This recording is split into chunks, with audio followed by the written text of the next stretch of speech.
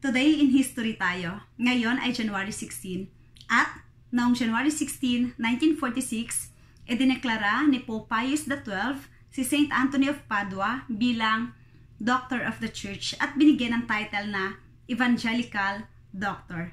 Ngayon din po ay Tuesday. At ang Tuesday ay inilalaan bilang Saint Anthony's Day. Alam niyo po ba na si Saint Anthony ang isa sa mga pinakamabilis na na-canonize bilang saint? Almost parang pangalawa siya sa pinakamabilis na naging saint. Kasunod ni Saint Peter Verona.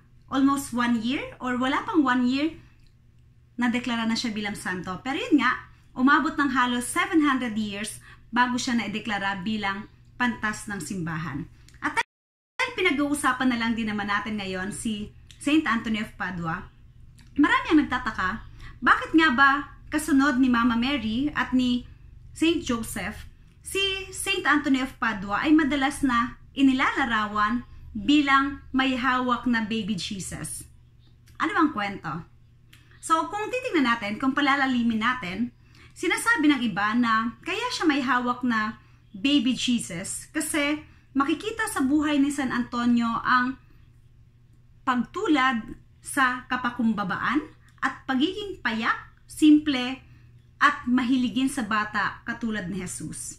Sinasabi din na sa kanyang mga isinulat nga, nakita talaga ang, sabi nga, yung self-emptying of Christ na mababasa din natin sa sulat ni Saint Paul sa mga taga-Pilipos, chapter 2, verses 5 to 8. The self-emptying of Christ, na bagamat si Jesus ay Diyos, hindi niya ipinagpilitang maging kapantay ng Diyos, bagkus siya ay ipinanganak bilang karaniwang tao, nagpakumbaba, naging masunurin hanggang sa krus. So, yun po yun. Pero, sabi, ayon sa tradition, lalo na ng mga Franciscan family, noong 1231, ito yung mga panahon na sobrang busy talaga si Saint Anthony of Padua at grabe yung engagement niya, lalo yung preaching engagement niya, ang dami niyang ang haba ng oras na nauubos niya sa pangangaral, pagpapakumpisal, at syempre, pagtupad sa kanyang tungkulin bilang pari. So, naapektuhan ang kanyang kalusugan. Bata lang si Saint Anthony, nasa late 30s lang siya. Kaya sinabihan siya na siya ay magpahinga naman. So, that time, length ng 1231 yon. Hanggang sa, alam natin na namatay nga siya noong June 13, 1231. Pero eto nga, nung siya ay pinagpapahinga, napansin ng mga brothers na parang yung tingin niya sa isang puno at dito nga, naisipan nilang kausapin ang isang count na ang pangalan ay Tiso or Tito na naging benefactor nila. Etong count na to ay medyo dati hindi maganda ang reputation, pero nung narinig niya ang pangangaral ni Saint Anthony, siya ay na-convert at naging sponsor nga or benefactor ng mga Franciscan. At nung narinig niya yung request ng mga brothers, nagpatayo siya ng isang separate room or isang tree house doon sa puno na nagugustuhan ng santo. At doon nga ay parang pinagbakasyon muna nila ang santo.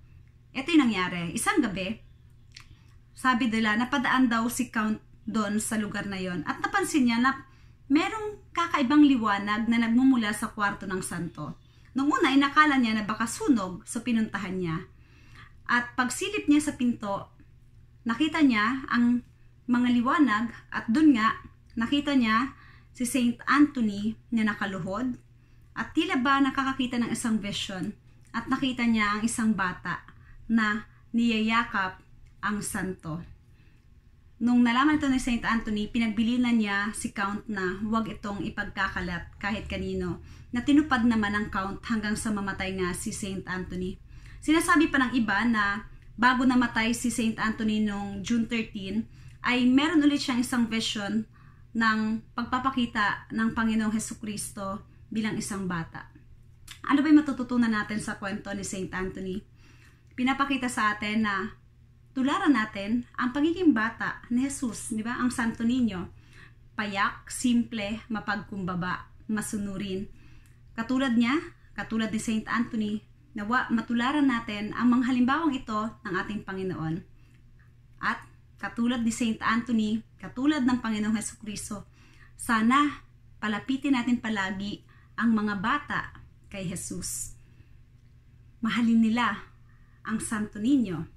Mahalin nila si Jesus na siyang palaging nakikita nating bitbit ng mahal na Birhen Maria, ni San Jose at ni San Antonio.